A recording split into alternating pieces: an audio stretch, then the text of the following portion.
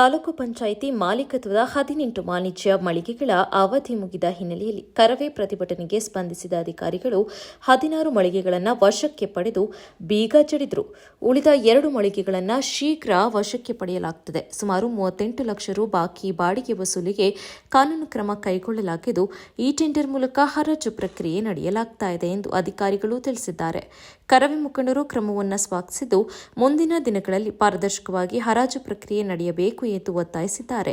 ಈ ಕ್ರಮದಿಂದ ಬಹುಕಾಲದಿಂದ ಮುಂದುವರೆದಿದ್ದ ಮಳಿಗೆಗಳ ವಿವಾದಕ್ಕೆ ತಾತ್ಕಾಲಿಕ ತೆರೆ ಬಿದ್ದಿದೆ. ಬೇಲೂರು ಪಟ್ಟಣದಲ್ಲಿ ತಾಲೂಕ್ ಪಂಚಾಯಿತಿ ಮಾಲೀಕತ್ವಕ್ಕೆ ಸೇರಿದಂತೆ ಸುಮಾರು 18 ಅಂಗಡಿ ಮಳಿಗೆಗಳಿತ್ತು. ಆ ಅಂಗಡಿ ಮಳಿಗೆಗಳು ಕಳೆದ 8 ವರ್ಷಗಳ ಹಿಂದೆ ಹರಾಜಾಗಿ ಅವುಗಳ ಅವಧಿ ಮುಗಿದು ಈಗಾಗಲೇ 2-3 ವರ್ಷ ಆಗಿತ್ತು. ಅವು ಕಾನೂನು ವ್ಯಾಜ್ಯದಲ್ಲಿ ಇದ್ದಿದ್ದರಿಂದ ಇಷ್ಟು ದಿನ ಅದನ್ನು ತೆರವುಗೊಳಿಸಲಿಕ್ಕೆ ಸಾಧ್ಯ ಆಗಿರಲಿಲ್ಲ.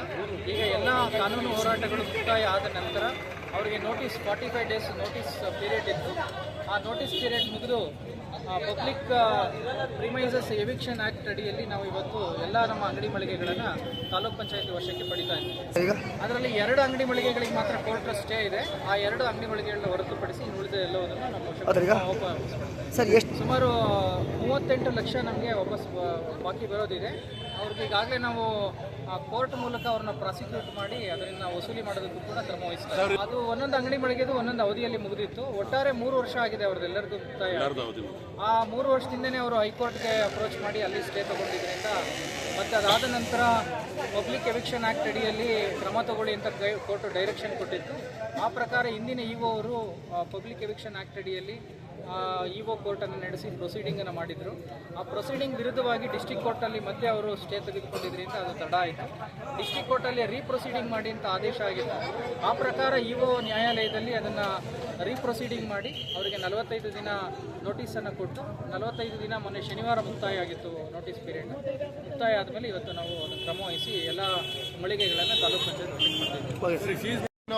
ಬೇಲೂರು ತಾಲೂಕ್ ಪಂಚಾಯತಿಯಲ್ಲಿ ತಕ್ಕಂಥ ಏನು 18 ಮಳಿಗೆನ ಏನು ಸತತವಾಗಿ 5-6 ವರ್ಷದಿಂದ ಇಲ್ಲಿ ಮಳಿಗೆಯವರು ಏನು ನಮ್ಮ ರಾಜಕಾರಣಿಗಳನ್ನ ಹೆಸರು ಹೇಳ್ಕೊಂಡು ಏನು ಅನಧಿಕೃತವಾಗಿ ಇಲ್ಲಿ ವಾಸವಾಗಿದ್ದರು.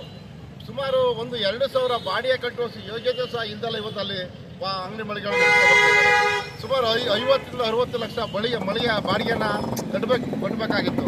ಆದರೆ ಇವತ್ತು ಅವರು ಕಟ್ಟೋ ಯೋಗ್ಯತೆ ಇಲ್ದಲೆ ಕರ್ನಾಟಕ ರಕ್ಷಣಾ ವೇದಿಕೆ ಸುಮಾರು 6 ವರ್ಷದಿಂದ ಸತತವಾಗಿ ಸುಮಾರು 4-5 ಜನ ಯುವಗಳು ಹೋಗಿದ್ದಾರೆ. ಇದನ್ನ ಒಂದು ಇತರಕ್ಕೆ ದಾಖಲಾತಿ ಸಹ ಮುಚ್ಚಿಟ್ಟು ಜಿಲ್ಲಾ ಪಂಚಾಯತ್ ದಾಖಲಾತಿ ಸಹ ಮುಚ್ಚಿಟ್ಟಿದ್ರು. ಕೋರ್ಟ್ ಆದೇಶ ತೆರವುಗೊಳಿಸಿ ಅಂತ ಹೇಳಿದ್ರು ಸಹ ಅಧಿಕಾರಿಗಳ ನಿರ್ಲಕ್ಷ್ಯದಿಂದ ತೆರವುಗೊಳಿಸಕ್ಕೆ ಆಗಿರಲಿಲ್ಲ. ಇವತ್ತು ಕರ್ನಾಟಕ ರಕ್ಷಣಾ ವೇದಿಕೆ ದಿಟ್ಟ ಹೋರಾಟದಿಂದ ಇವತ್ತು ಇಒ ಸತೀಶ್ ಅವರ ಸಮ್ಮುಖದಲ್ಲಿ ಏನು ಸರ್ಕಾರಿ ಜಾಗನ ಉಳಿವಾಗಿ ಏನು ಹೋರಾಟ ಮಾಡಿದ್ದು ಇದು ಪ್ರತಿಫಲ ಸಿಗ್ತದೆ. ಏನು 18 ಮಳಿಗೆ ಏನು ಮರುಹರಾಜು ಆಗಬೇಕು, ಇಲ್ಲಿಂದ ಬಡವರ ಬಗ್ಗರಿಗೆ ಸಿಗಬೇಕು, ಅದು ಒಳ್ಳೇದಾಗಬೇಕಂತ ನಾವು ಕರ್ನಾಟಕ ಹೋರಾಟ ಇವತ್ತು ಒಳ್ಳೇದಾಗಿದೆ ಅಂತ ಈ ಮೂಲಕ ನಾವು ಹೇಳಕ್ಕೆ ಇಷ್ಟಪಡ್ತೀವಿ.